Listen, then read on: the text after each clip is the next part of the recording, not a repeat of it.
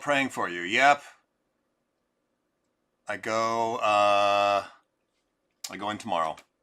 My cancer is not bone related, it's blood related. Mark Hoppus has shared a story that left fans speechless. The Blink-182 bassist and co-frontman revealed the painful truth behind his battle with cancer. What he called the darkest time of his life is now coming to light. In June 2021, Hoppus shocked fans with his diagnosis, announcing it on social media. He opened up about the emotional and physical toll it took.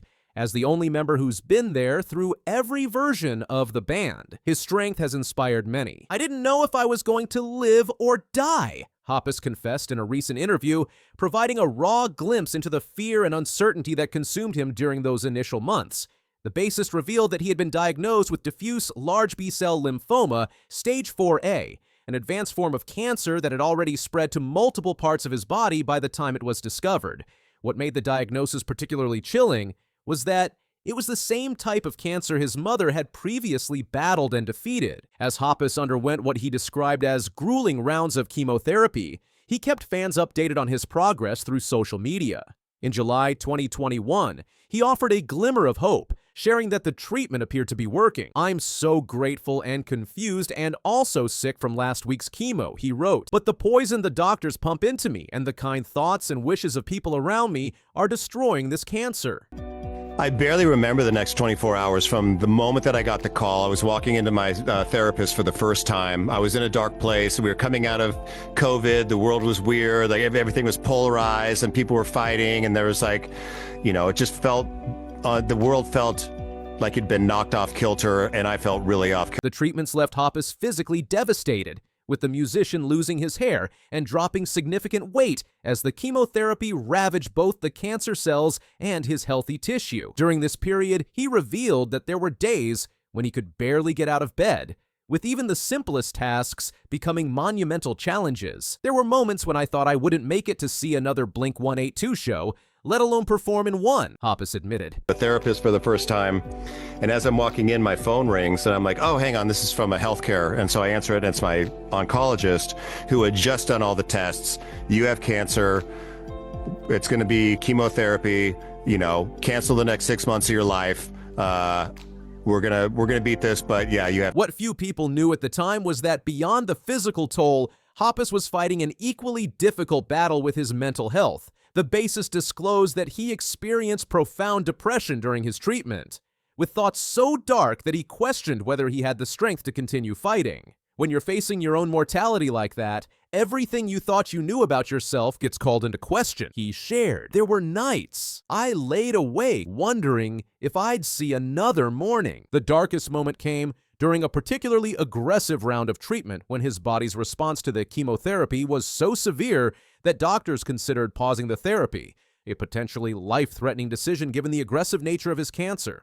"I remember sitting in that hospital room, looking out the window and thinking this might be it," Hoppus recalled. "I was trying to come to terms with the idea that I might not get to see my son grow up or grow old with my wife." Throughout this ordeal, Hoppus found strength in his family. His wife, Sky Everly, whom he met during a Blink-182 video shoot for All the Small Things and married in 2000, remained by his side, offering support even as uncertainty loomed. His son, Jack, also became a pillar of strength, with Hoppus crediting their relationship for giving him the determination to fight when his own resolve faltered. Occasionally wearing clothes, Blink's 182's Mark Hoppus became a fan favorite for putting genuine emotions into his buoyant songs. Now in his candid memoir, Mark has deep feelings to share, like about the time he thought a lifetime of good fortune had come to an end.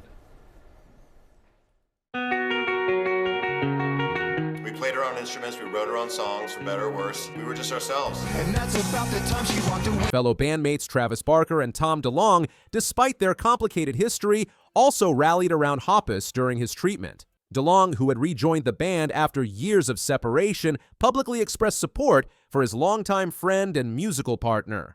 "The way Tom and Travis showed up for me during that time healed more than just the cancer," Hoppus revealed, suggesting that his illness had helped repair some of the rifts that had previously divided the band. On September 29, 2021, after months of uncertainty and aggressive treatment, Hoppus was finally able to share the news fans had been praying for. He was cancer-free. The announcement came with a mixture of relief, gratitude, and lingering trauma from the experience. Just hearing the words cancer-free from my doctor, I can't even describe that moment, Hoppus said. It was like being given a second chance at life.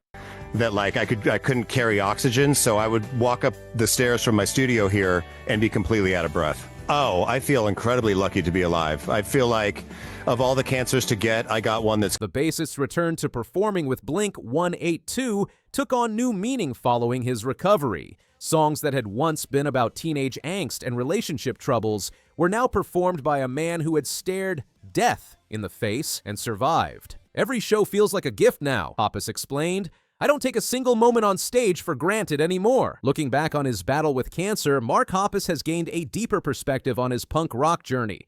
Once a self-taught musician with plans to become an English teacher, his path changed with Blink-182's rise. Now, he sees things differently. When you almost lose everything, you realize what matters. It's not the fame or awards, it's the people you love and the connections you make. Despite the trauma of his cancer battle, Hoppus has emerged with a newfound perspective that has influenced both his personal outlook and his music. Blink-182's recent work has taken on deeper themes, with Hoppus bringing his experience with mortality into his songwriting in ways that have resonated powerfully with fans who have followed the band since their toilet humor days in the 90s. For a musician whose career has spanned decades, from forming Blink-182 in 1992 after meeting Tom DeLonge through his sister's boyfriend, to side projects like Plus 44 and Simple Creatures to producing for bands like Newfound Glory and Motion City Soundtrack, facing cancer became the unexpected chapter that redefined everything that came before and after. I've been through divorce in my family. I've been through band breakups. I've dealt with fame and business failures and all kinds of challenges, Hoppus reflected. But nothing, absolutely nothing, compares to hearing a doctor tell you that you might die. That changes you forever, in ways I'm still trying to understand. Now back on tour with the reunited classic Blink-182 lineup, Hoppus appears healthier and more energized than ever. Though the psychological scars of his cancer battle remain, he's become more outspoken about the importance of regular medical checkups and has used his platform to raise awareness about cancer detection and treatment. Mark Hoppus's journey through cancer and back to the stage is a powerful reminder of resilience. It adds new depth to Blink-182's legacy, highlighting not just their music, but their humanity. His story echoes the strength shown by other artists who faced life-threatening battles. As a middle-aged womanizer whose life is in neutral, he is sent an anonymous letter informing him he has a 19-year-old son. Legendary actor and comedian Bill Murray has just opened up about one of his biggest regrets in his storied career, turning down a chance to work with Hollywood icon Clint Eastwood in the 1980s. In a candid interview on The Howard Stern Show, the 74-year-old Ghostbusters star delivered a powerful message of remorse that reveals a rare glimpse into the road not taken for one of America's most beloved actors. When I see him, I'm like, I'm sorry, I wish I'd done that, Clint. I'm really sorry, Murray confessed during the emotional interview. This apology relates to a decision made over 40 years ago when Murray, after the success of Stripes, in 1981, got a surprising call from Eastwood with an offer to work together on a Navy-themed project. And I said, well, God, I guess maybe I shouldn't. But it's one of the few regrets I have, is that I didn't do it, because it was a big-scale thing. And I would have gotten I don't know if I'd have gotten a great Destiny. It was more of a comedy, that one. But he had access to, like, the last of all these World War II boats, and he could have, like, made a flotilla and stuff. And there was some cool stuff in it. And when I see him, I'm like, I'm sorry. I don't know what. I wish I'd done that, Clint. I'm really sorry. You know, he's certainly well over it. The original connection between the two cinema legends began when Murray, impressed by Eastwood's films like Thunderbolt and Lightfoot, made a bold move that many actors would never dare attempt. A long time ago, I was watching the Clint Eastwood movies of the day, like Thunderbolt and Lightfoot or whatever the hell the movies he was making then. I was just a sort of up-and-coming guy, and I went, man, his sidekick gets killed, and he avenges. But the sidekick gets like a great part, a great death scene. I was like, I got to call this guy. So I called him out of the blue. What followed was an unexpected opportunity that Murray ultimately declined, a decision he now counts among his few career regrets. When Eastwood asked if Murray would consider doing another service comedy, the SNL alum hesitated. concerned about being typecast after his success in Stripes. Geez, would I become like Abbott and Costello? I had to do like military movies. And I said, well, God, I guess maybe I shouldn't. Revealing the thought process that led to his fateful decision.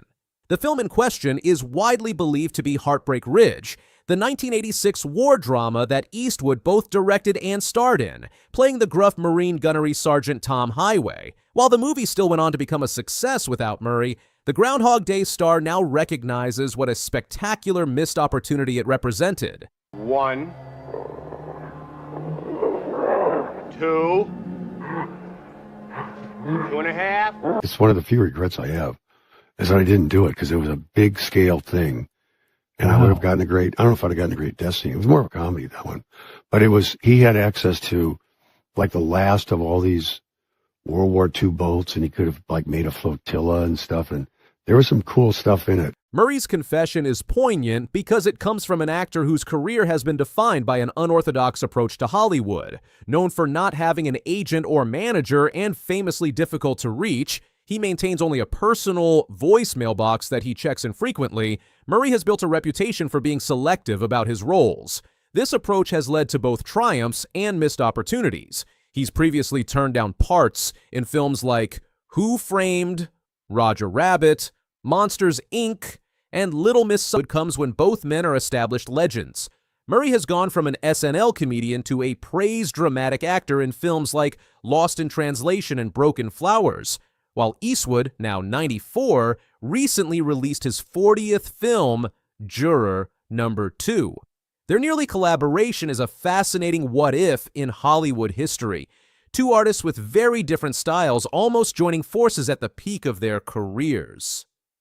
Despite Murray's regret, he notes that Eastwood has long since moved past any disappointment over the missed opportunity. He's certainly well over it. He's a very resilient fella, Murray noted, acknowledging the director's legendary toughness and longevity in the industry. This comment underscores the respect Murray clearly holds for Eastwood, making his public apology all the more meaningful.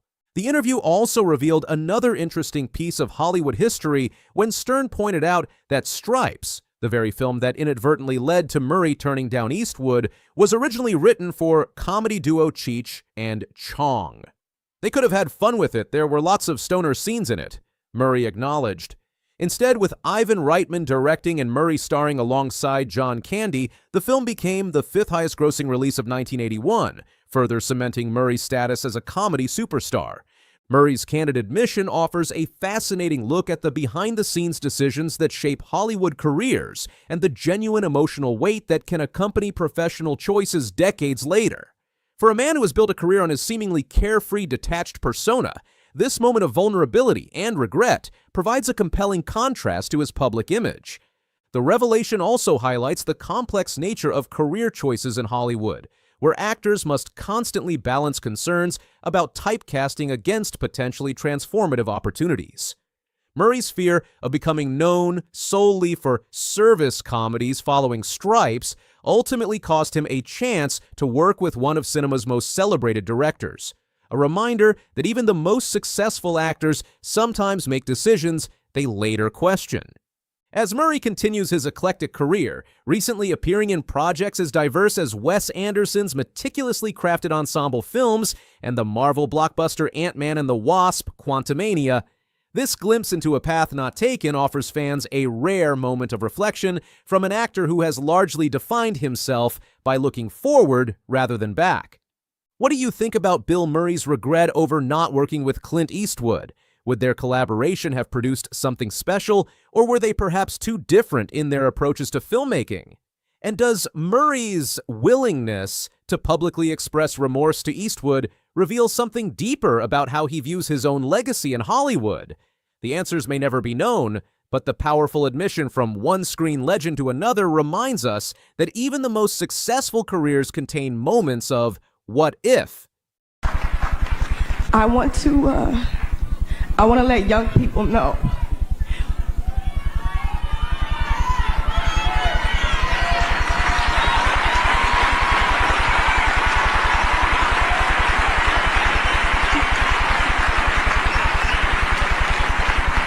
I want to let young people know that it is It is not a burden to love him and to represent him. 5 Grammy Awards in one night, 8 times platinum, a voice that defined a generation, then silence. What happens when a star burns too bright, when fame becomes a prison instead of a platform, when the very industry that celebrates you begins to suffocate you? The story of Lauryn Hill isn't just about music, it's about love, betrayal, motherhood, and the courage to walk away from it all when the spotlight becomes too blinding. Born on May 26, 1975 in South Orange, New Jersey, Lauryn Hill's journey to stardom began on an unlikely stage. Showtime at the Apollo, where at just 13 years old, she was booed while performing Smokey Robinson's Who's Loving You. Most would have crumbled under that pressure. Lauryn didn't. This resilience would become a defining trait throughout her career, though perhaps not in the ways the music industry had hoped.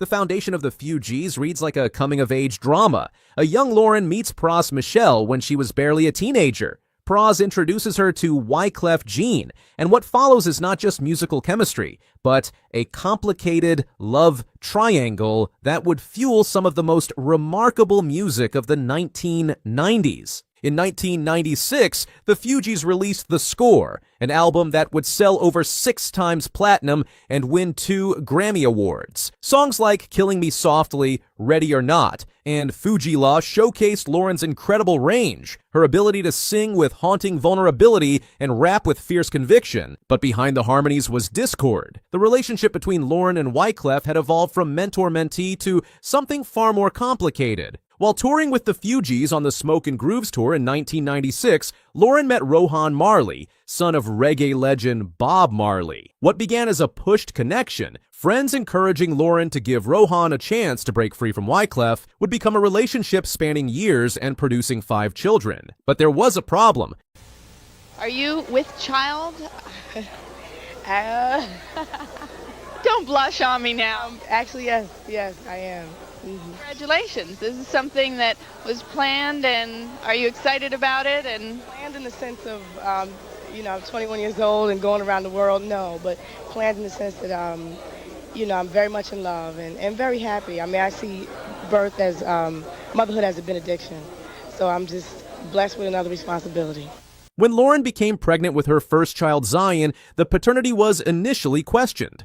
Wyclef believed he might be the father, only to later discover the child was Rohan's. And then another revelation, Rohan had married during his college years and had 2 children from that marriage, a fact Lauryn reportedly learned only after giving birth to Zion. In August 1998, Lauryn released The Miseducation of Lauryn Hill, an album she reportedly produced, wrote, and arranged herself. The album was an immediate commercial and critical success, debuting at #1 on the Billboard charts and selling nearly 700,000 copies in its first 2 weeks. But the triumph was short-lived. A group of musicians known as New Ark filed a lawsuit claiming they deserved writing and production credits on the album. The settlement reportedly cost Lauryn $5 million and dealt a significant blow to her artistic confidence. The pressure mounted. Lauryn was now a new mother, the face of neo-soul and conscious hip-hop, supporting multiple family members financially, touring extensively to promote her album, and dealing with relationship problems. Then came the voice issues. During her Miseducation tour, Lauryn discovered something startling. Many of the notes she had reached during the recording were no longer in her range. She strained her voice trying to replicate what she had recorded. In 2000, Lauryn met a spiritual advisor known as Brother Anthony. Friends described him as possessive and aggressive, suggesting Lauryn was being manipulated. After this meeting, she abruptly fired her management team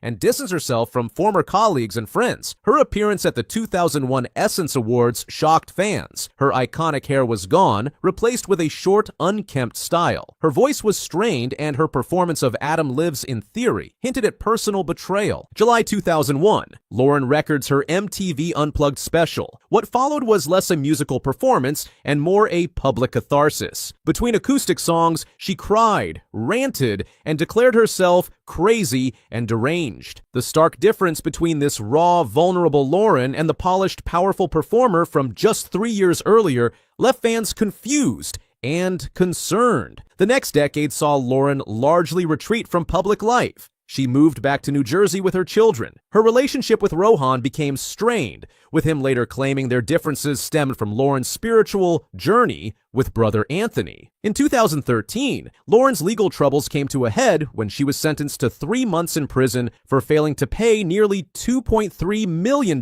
in taxes. Shortly before her incarceration, she released Neurotic Society, her first new music in years. 20 years after the release of Miseducation, the album was inducted into the Library of Congress's National Registry, cementing its place in American musical history.